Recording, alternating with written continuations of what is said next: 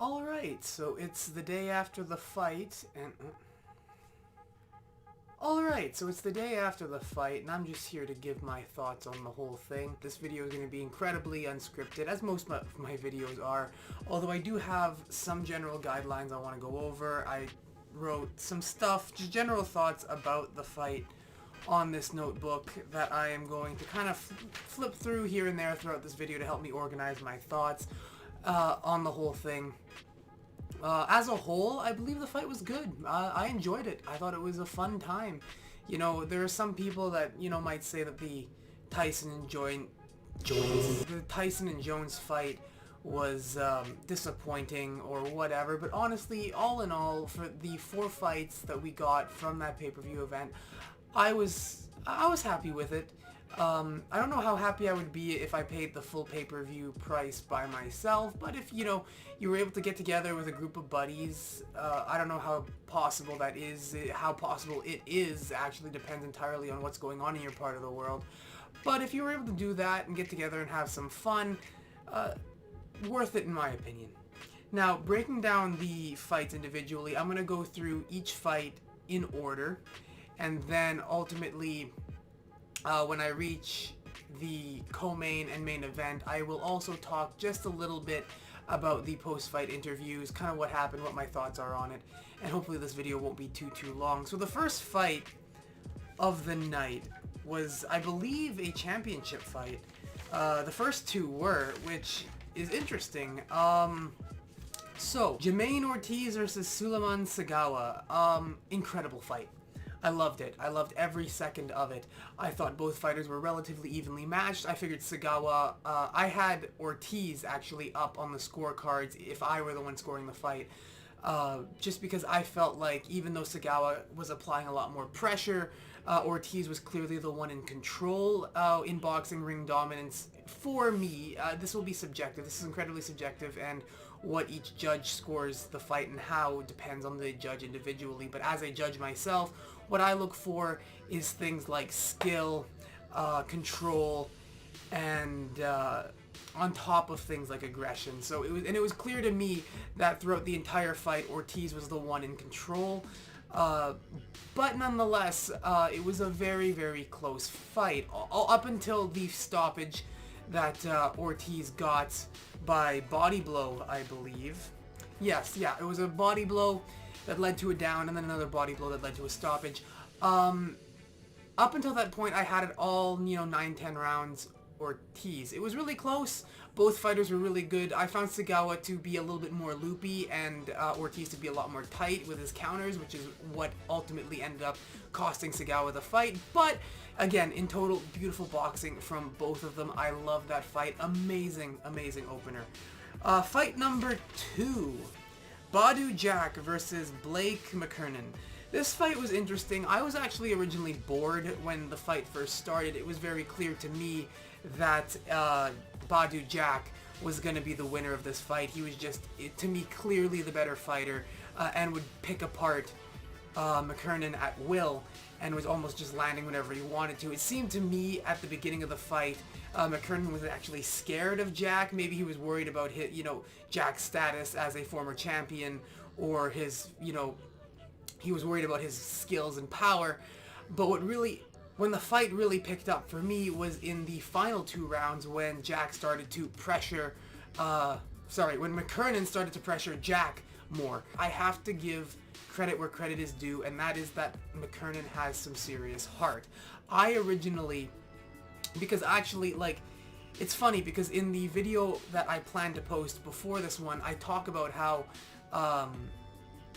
grit and determination and heart can win over a hostile crowd, and I think that Blake Mckernan is actually the perfect example of that phenomenon. I originally was like, okay, like, this guy's clearly scared.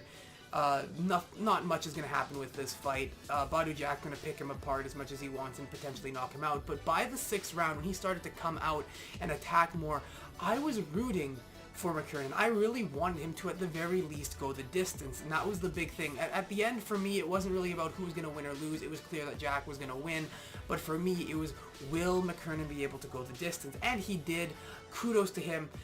good fight, man. And I think, honestly speaking, Mckernan could have had a much better chance of winning the fight had he come out more aggressive from the start. Like, if he kept up the pressure that if he came out with the pressure that he had in round 6 on round 1, I think that there would have been a much better chance that Mckernan could have taken that fight. But even as it was, I think the whole thing was commendable. Kudos to both fighters there. Now, these are the two fights that I'm sure anyone who watches me is interested to hear my thoughts on the most. Probably, honestly, this one coming up next, and that's Nate Robinson versus Jake Paul. First of all, I expected it. Like, what do you expect? I know a lot of people were kind of like, oh, they're terrible, this sucks, and you know, what the fuck is this? But what do you expect? Both of these people are new to fighting. Jake Paul only has like 2 fights, and this was Nate Robinson's boxing debut. Not professional debut, just debut period. His very first fight. You don't expect people who have just started boxing, who haven't been doing this for very long, to look like Jamaine Ortiz and Sulaiman Segawa. You don't expect that. So for me, the fight played out pretty much exactly as expected. Nate Robinson, I'm sorry, is a terrible boxer. I had never heard of who he was before this fight. Apparently he's a really good basketball player. I can neither confirm nor deny. So no insult to Nate Robinson, but he is not a boxer. He is not a good boxer. Well, okay. Let me correct myself. Anyone who steps into that ring is a boxer. So technically speaking, yes, Nate Robinson is a boxer. He's just not a good one. He is a very, very bad one. And that doesn't mean he can't get better. It was his first fight. He was probably nervous as all hell.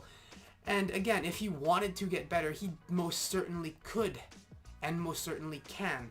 It's just that, again, I'm not entirely sure he wants to. I'm not entirely sure if he's going to continue with it. But let's go over to Jake now. Jake honestly looked okay. I have no real complaints about what Jake did. He went in there, did what he needed to do, and it got him a knockout. Good for him. Was he horrible? No. Was he fantastic? No. He is good for his skill level. You know, for the amount of time he's put in, commendable. Good job. You know, small round of applause. What I want to take from this, though, and what I want you guys to take from this, because I'll talk about the fight first, and then I'll talk about Jake Paul's post-fight interview after. What I want everyone to take from this fight, and what I think this fight is a perfect example of, is something that I have said for years, and that is anyone with any kind of fighting experience at all, no matter how minuscule, will always have an advantage over someone with absolutely zero. And I think Nate Robinson versus Jake Paul showcases that perfectly. Jake Paul does not have a lot of fight experience. He has very, very little, and in fact, I think that if you put him against someone like me, who's been doing it his entire life, he'd just get destroyed, like, instantly. I believe that I could take Jake Paul in a fight. But in saying that, look how easy he took out Nate Robinson, someone who had zero experience in fighting, someone who was going into his first fight. It just goes to show that experience is everything. The little bit of experience that Jake Paul had is one of the things that I believe allowed him to take the win, because he was able to, you know, remain calm and more, do what he had to do, and follow up a little bit more when it comes to like, stick to his game plan. He was able to stay tighter and counter a little bit better thanks to the experience he has, and I think that this fight is the perfect showcase of the idea that anyone with any kind of fighting experience at all has an advantage against those with absolutely zero. Now, I'm going to briefly touch upon Jake Paul's crazy claims in his post-fight interview briefly, because I don't want this video to be too long. I could probably make a full video on just his statements alone, but I don't think I will. Unless you guys really want it, let me know. Comments below, always. He is nowhere near the level he needs to be to challenge these people. Is he decent for the amount of time he's spent in the sport? Yeah, but, like, really, what do you want me to say? Like, what do you expect me to say? He's okay. But if he were to fight again, some of the YouTubers he called out, like KSI, his own brother, and some other, people that I can't remember and I don't really follow, are probably more likely to be the people that I can see him getting into the ring with again. But I mean, hey, when, Conor McGregor and Logan Paul, or sorry, not Logan Paul, when Conor McGregor and Jake Paul happens, you can come to the comments and call me an idiot. But that's really all I have to say about that. Like, I don't want to dwell on it too much. Everyone who's watching kind of knows that he's talking out his ass, and some of the stuff he says is stupid. So that's all I'm going to say on the matter for now. If you want a more in-depth, my thoughts, or a video on it, I might make one if you guys want it. And if I have anything more to say aside from this. So let me know and we'll see what happens. Alright, on to the final fight now. So, Mike Tyson, Roy Jones Jr. What do I have to say? Not a whole lot, to be honest. I mean, both fighters were noticeably slower than they were in their primes. Roy Jones, especially, to me, looked way more sluggish than he did in his prime. Tyson actually looked surprisingly fresh and surprisingly energetic for his age and for his lack of activity. I find that, in my opinion, the fight was kind of meh. In the grand scheme of things, it came off as kind of an amateur match. The main reason for that being, like, both why it came off as an amateur match to me and why it came off on the crappier end of an amateur match is because of all the clinching that happened. I respect Roy Jones. I have a lot of respect for Roy Jones. I have a lot of respect for both of these fighters, but I don't really believe Roy Jones when he said that he was clinching to try and tire Mike out.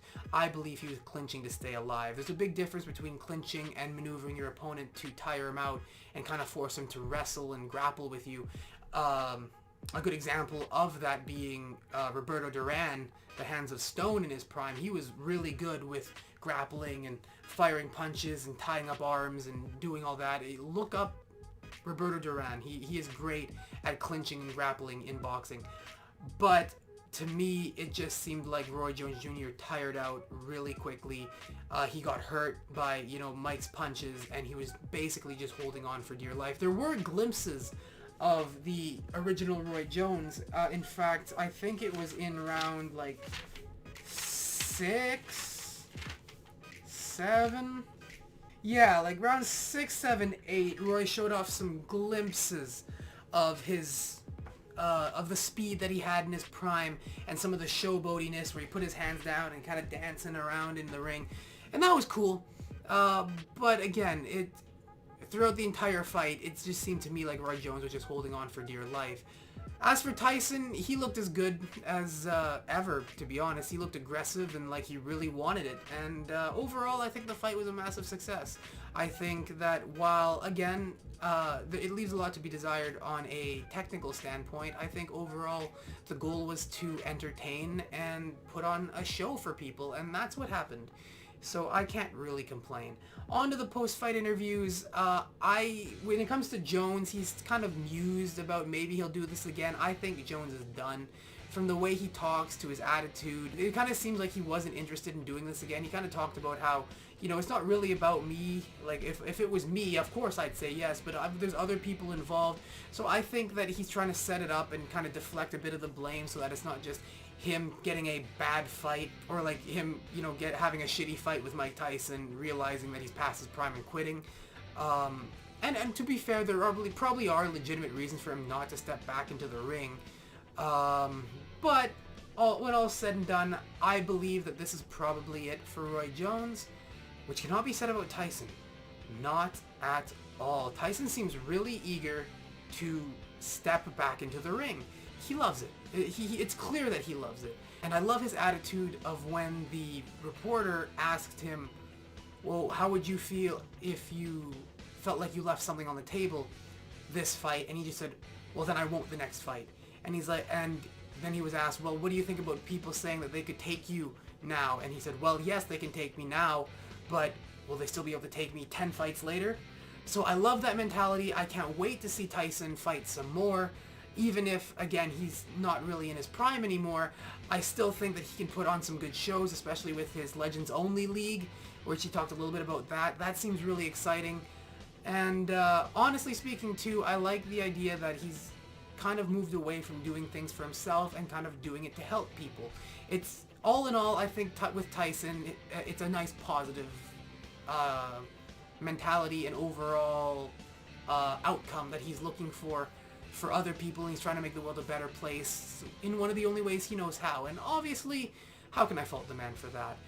There is one last thing I want to address before I close off this video, and that is him saying that we should all thank the YouTube boxers and give them belts and all that. He is right, to an extent at least. Boxing was dying. Boxing was a dying sport. No one cared about boxing anymore. UFC was overtaking it until YouTube boxing showed up and started sparking big controversies again. And then, you know, there were other super fights too, like Deontay Wilder versus Tyson Fury, and now we're talking about, you know, Anthony Joshua versus Fury, which would be amazing.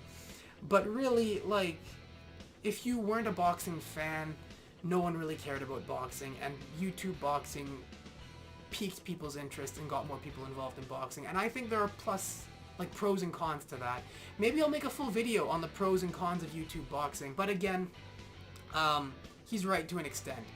YouTube boxing did help reinvigorate the boxing scene and spark interest back in the sport again. And as much as I think there are negative ramifications to that, I do think that the YouTube boxers should be given a certain amount of props, and I've always kind of already said that, or always said that, because again, anyone who steps into that ring deserves respect. And so even back when Jake Paul and Logan Paul fought KSI and Deji, I said that they were boxers because they stepped into the ring. So, you know, even though people want to say that the YouTube boxers aren't real boxers, in my view of the world, based off of my definition of what a boxer is, and that is someone who steps into the ring. It doesn't matter if it's, you know, an exhibition, a demo, or an amateur match or a pro match, as long as you get onto a card and step into the ring that isn't a sparring match, you are a boxer. And I think Mike did a great job summarizing it and kind of talking about the great things that YouTuber boxers did for the sport, because they really did do a lot in getting people interested in boxing again, putting boxing back on the map in terms of a combat sport. But yeah, that's everything I really have to say. Those are just my immediate thoughts.